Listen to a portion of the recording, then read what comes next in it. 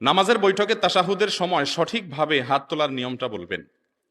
আমরা যখন তাশাহুদ পড়তে বসি নামাজে, এখানে আমরা তাশাহুদের মাধ্যমে আল্লাহ রাব্বুল আলামিনের একত্ববাদের সাক্ষ্য দিয়ে থাকি। মূলত আশহাদু আল্লা ইলাহা ইল্লাল্লাহ ওয়া আশহাদু আন্না মুহাম্মাদান আবদুহু ওয়া রাসূলুহু, আল্লাহর একত্ববাদের সাক্ষ্য দেই আর আমাদের প্রিয় নবী সাল্লাল্লাহু আলাইহি সাল্লামের আল্লাহর রাসূল হওয়ার সাক্ষ্য দেই। এই সাক্ষ্য দেওয়ার মাধ্যমে আমাদের ঈমানের কথা আমরা প্রকাশ করি।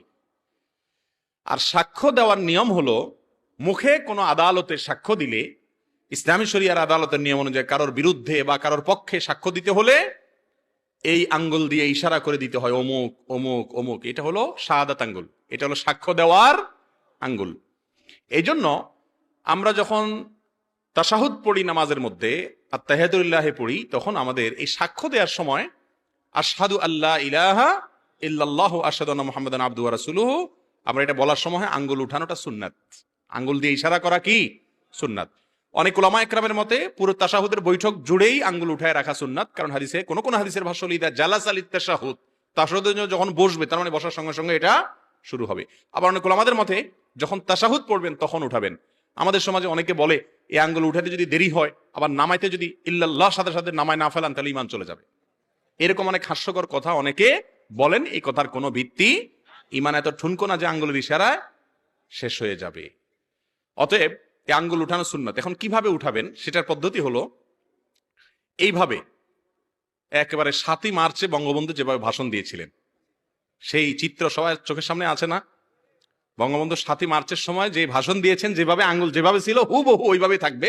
শুধুমাত্র বঙ্গবন্ধুর আঙ্গুল উপরের দিকে ছিল। নামাজে বৈঠকের সময় আপনার আঙ্গুল রানের উপরে থাকবে, আঙ্গুলটা বরাবর উঠানো থাকবে এভাবে। কথা বুঝে আসছে?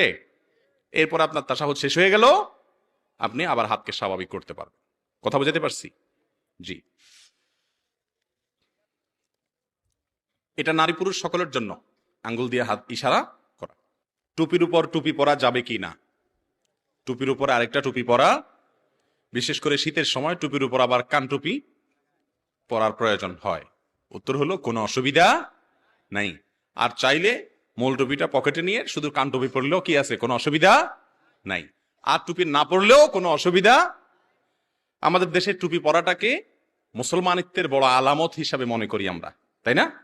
এটা ইসলামে খুব গুরুত্বপূর্ণ কোনো বিষয় না। আসল বিষয় হলো আপনি হালাল পথে চলছেন কিনা, আল্লাহর ফরজ বিধানগুলো মানছেন কিনা, 5 ওয়াক্ত নামাজ ঠিক মতো পড়ছেন কিনা, এটা হলো আসল বিষয়।